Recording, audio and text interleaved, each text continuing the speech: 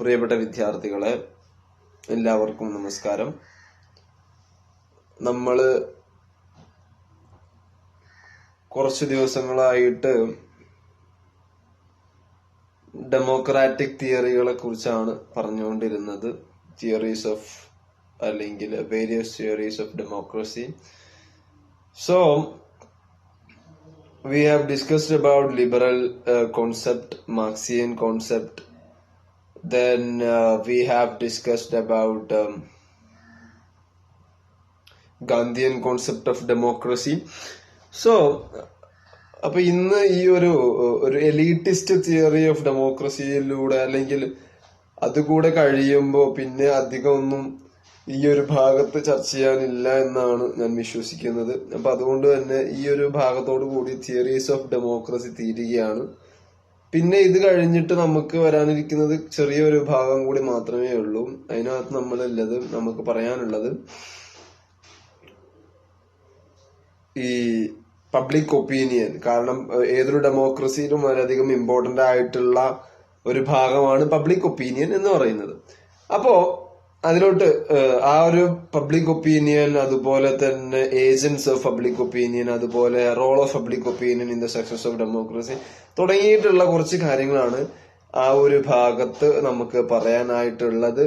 അപ്പോൾ ഈ contemporary theories of ഡെമോക്രസിയിൽ എലീറ്റിസ്റ്റ് തിയറികൾ. അപ്പൊ എലീറ്റിസ്റ്റ് തിയറികൾ എന്ന് പറയുമ്പോൾ പൊളിറ്റിക്കൽ സയൻസിനകത്ത് ഈ എലീറ്റിസ്റ്റ് തിയറി വളരെയധികം ഇമ്പോർട്ടന്റ് ആയിട്ടുള്ള അല്ലെങ്കിൽ ഒരുപാട് ഡിസ്കഷൻസ് നടന്നിട്ടുള്ള ഒരു തിയറിയാണ് എലീറ്റിസ്റ്റ് തിയറി. അപ്പൊ അതുകൊണ്ട് തന്നെ വളരെയധികം ഇമ്പോർട്ടന്റ് ആയിട്ടുള്ള ഒരു തിയറിയാണ് ഇത്. എങ്ങനെയാണ് ഡെമോക്രസിയുമായിട്ട് കണക്ട് ചെയ്യുന്നത് എന്നുള്ള ഒരു ചോദ്യമാണ് ഇവിടെ ഉള്ളത്. അപ്പോ എലീറ്റിസ്റ്റ് തിയറി ആദ്യമായിട്ട് എലീറ്റിസ്റ്റ് തിയറി സോഷ്യോളജിയിലാണ് വരുന്നത്. കാരണം ബിഹേവിയർ, അതായത് ഒരു സൊസൈറ്റിയിൽ മനുഷ്യന്റെ അല്ലെങ്കിൽ ഹ്യൂമൻ ബീങ്സിന്റെ ബിഹേവിയറിനെ സ്റ്റഡി ചെയ്യുന്നതിന് വേണ്ടി അല്ലെങ്കിൽ അതിനെ എക്സ്പ്ലെയിൻ ചെയ്യുന്നതിന് വേണ്ടിയിട്ടാണ് എലീറ്റിസ്റ്റ് തിയറി ആദ്യമായിട്ട് ഒരു സോഷ്യൽ സയൻസിൽ ഇൻട്രൊഡ്യൂസ് ചെയ്യപ്പെടുന്നത്. ഇതില് പ്രധാനമായിട്ടും 3 ആളുകളാണ് നമ്മൾ ശ്രദ്ധിക്കേണ്ട ആളുകൾ. ഒന്ന് വിൽഫ്രെഡോ പരേറ്റോ, അദ്ദേഹത്തിന്റെ ദ മൈൻഡ് ആൻഡ് സൊസൈറ്റി എന്ന് പറയുന്ന പുസ്തകം. അതുപോലെ ഈ 3 പേരുകളും ആളുകളെ നമ്മൾ വളരെ വ്യക്തമായിട്ട് ഓർത്തു വെക്കണം. വിൽഫ്രെഡോ പരേറ്റോയുടെ ദ മൈൻഡ് ആൻഡ് സൊസൈറ്റി, അതുപോലെ ഗാറ്റനോ മോസ്കയുടെ ദ റൂളിംഗ് ക്ലാസ്, മോസ്ക അദ്ദേഹത്തിന്റെ റൂളിംഗ് ക്ലാസ്, അതുപോലെ റോബർട്ട് മിഷേൽസിന്റെ പൊളിറ്റിക്കൽ പാർട്ടീസ് സോഷ്യോളജിക്കൽ സ്റ്റഡി, അതുപോലെ തന്നെ അദ്ദേഹം വേറൊരു പുസ്തകം, അദ്ദേഹത്തിന്റെ ഒരു കോൺസെപ്റ്റ് ഉണ്ടായാണ് ലോ ഓഫ് ഒളിഗാർക്കി. അപ്പൊ ഇത്രയും കാര്യങ്ങളാണ് കാര്യമായിട്ടും ഈ പേരുകളാണ് നമ്മൾ കാര്യമായിട്ട് ഓർത്തു വെക്കേണ്ടത്. അപ്പോ ആദ്യമായിട്ട് ഈ ഒരു എലീറ്റിസ്റ്റ് തിയറിയുടെ കാര്യങ്ങളുമായിട്ട് ആദ്യമായിട്ട് സംസാരിച്ച ആൾ, അല്ലെങ്കിൽ ഈ ഒരു എലീറ്റിസ്റ്റ് തിയറികളിൽ ഈ എലീറ്റിസം ആൻഡ് മാസ് ഈ രണ്ട് വാക്കുകൾ ആദ്യമായിട്ട് ഉപയോഗിച്ചിട്ടുള്ള ആള് പരേറ്റോയാണ്. അദ്ദേഹത്തിന്റെ മൈൻഡ് ആൻഡ് സൊസൈറ്റി എന്ന് പറയുന്ന പുസ്തകത്തിലാണ് ആദ്യമായിട്ട് ഈ എലീറ്റ് ആൻഡ് മാസ് എന്ന ഈ രീതിയിലുള്ള ഒരു സ്റ്റഡി ആദ്യമായിട്ട് നടക്കുന്നത്. അപ്പൊ അതുകൊണ്ട് തന്നെ ഈ എന്താണ് എലീറ്റ് എന്താണ് മാസസ് എന്ന് പറയുന്ന ഒരു ചോദ്യമുണ്ട്. എലീറ്റുകൾ എന്ന് പറയുന്നത് elite or the minority within a social collectivity. അപ്പൊ എന്താ വെച്ചാൽ which exercise a preponderant influence within the collectivity. അപ്പൊ നമുക്ക് ഈ എലീറ്റിസ്റ്റ് തിയറികൾ അല്ലെങ്കിൽ എലീറ്റിസ്റ്റ് തിയറി പറയുന്നത് സൊസൈറ്റിയെ നമുക്ക് എല്ലായ്പ്പോഴും 2 ആയിട്ട് ഡിവൈഡ് ചെയ്യാൻ കഴിയും. എല്ലായ്പ്പോഴും സമൂഹത്തിൽ 2 വിഭാഗങ്ങളുണ്ട്. അതിൽ ഒരു വിഭാഗം എലീറ്റിസ്റ്റുകളാണ്.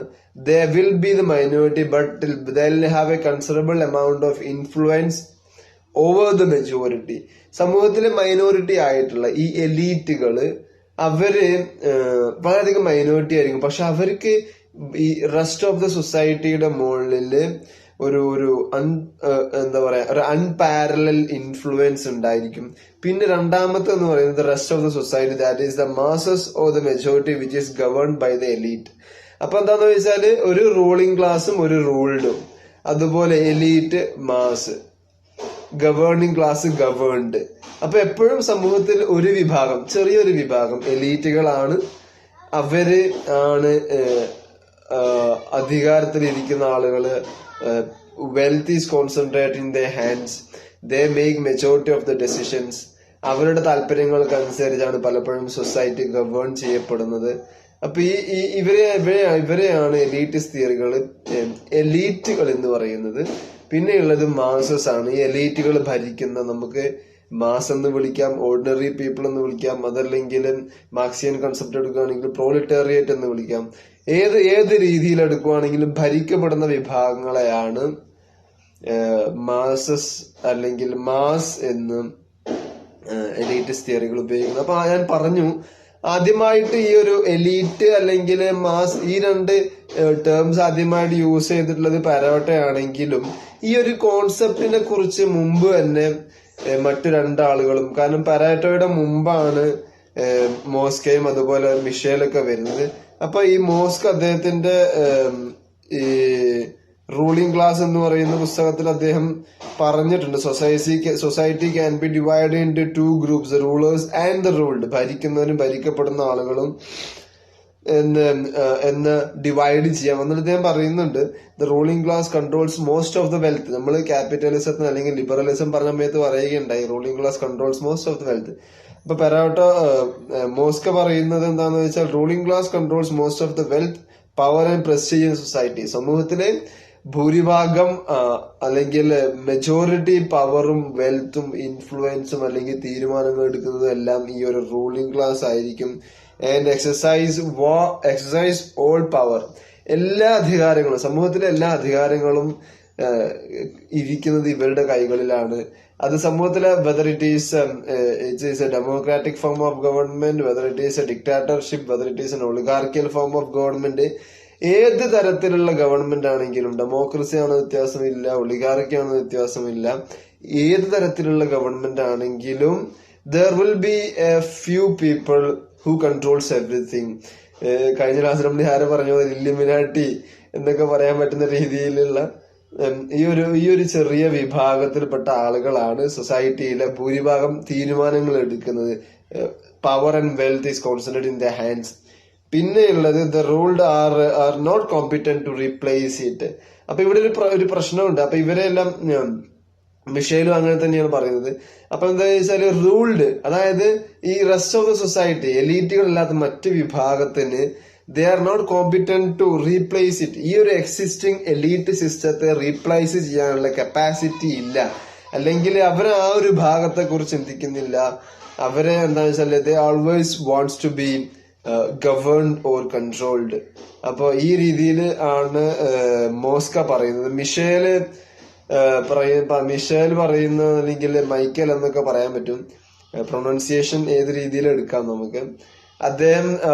അദ്ദേഹത്തിന്റെ ഫേമസ് ആയുള്ള അയൺ ലോ ഓഫ് ഒളിഗാർക്കി, ഒളിഗാർക്കിയുടെ അയൺ ലോ എന്ന് പറയുന്ന, അല്ലെങ്കിൽ അതൊരു അദ്ദേഹത്തിന്റെ ഒരു കോൺസെപ്റ്റ് ആണ്, അല്ലെങ്കിൽ തിയറിയാണ്.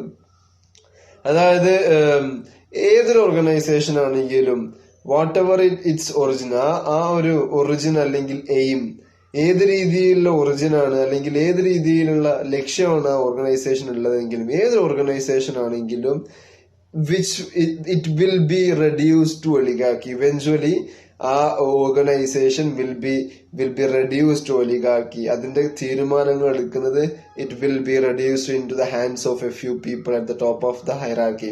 ആ ഹൈറാർക്കിയുടെ ഏറ്റവും ടോപ്പിലുള്ള കുറച്ച് ആളുകളുടെ കയ്യിൽ തീരുമാനങ്ങൾ എടുക്കുന്ന, അല്ലെങ്കിൽ പവറും ഇൻഫ്ലുവൻസും എല്ലാം എത്തിച്ചേരുന്ന ഒരവസ്ഥയിലോട്ട് ഏത് തരത്തിലുള്ള ഓർഗനൈസേഷൻ ആണെങ്കിലും, അതിന്റെ ഉദ്ദേശ ലക്ഷ്യങ്ങൾ എന്തൊക്കെ തന്നെയാണെങ്കിലും, ഇവഞ്ച്വലി ഈ ഒരു ചെറിയ വിഭാഗത്തിന്റെ കയ്യിലോട്ട് പവർ എത്തിച്ചേരും എന്നാണ് പറയുന്നത്. അപ്പൊ അതുകൊണ്ട് തന്നെ that is the rule of A chosen few based on there manipulative skills. സമൂഹത്തിൽ തെരഞ്ഞെടുക്കപ്പെട്ട കുറച്ച് ആളുകളുടെ ഭരണം. അപ്പൊ ഈ എങ്ങനെയാണ് തെരഞ്ഞെടുക്കപ്പെടുന്നത് എന്നൊരു ചോദ്യമുണ്ട്.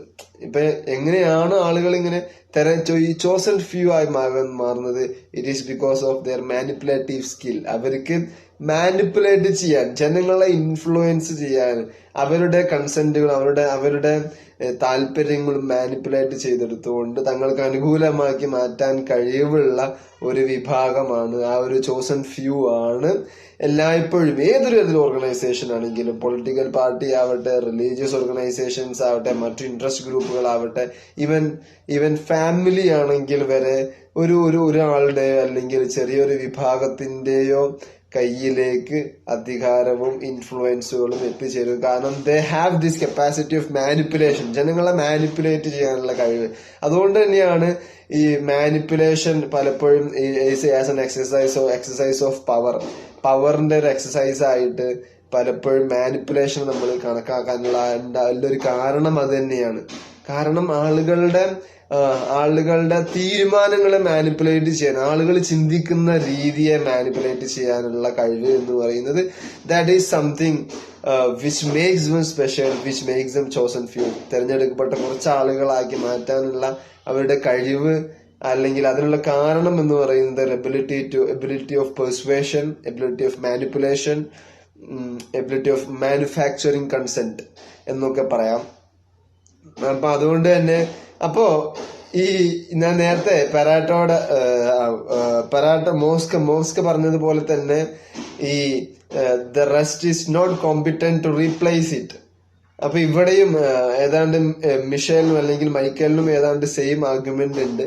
അദ്ദേഹം പറയുന്നത് ചെറിയൊരു വിഭാഗത്തിൽ മാനിപ്പുലേറ്റീവ് സ്കിൽസ് കൊണ്ടാണ് this is how they become the chosen few.